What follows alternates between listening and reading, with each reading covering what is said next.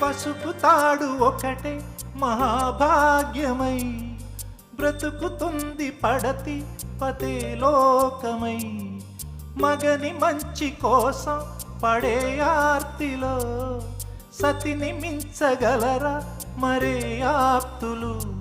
ఏ పూజ చేసినా ఏ నోము నోచినా ఏ స్వార్థము లేని త్యాగం భార్యగా రూపమే పొందగా.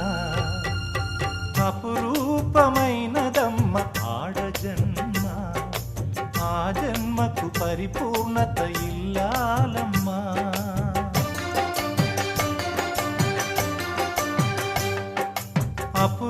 అపురూపమైనదమ్మ ఆడజన్మ, ఆ జన్మకు పరిపూర్ణత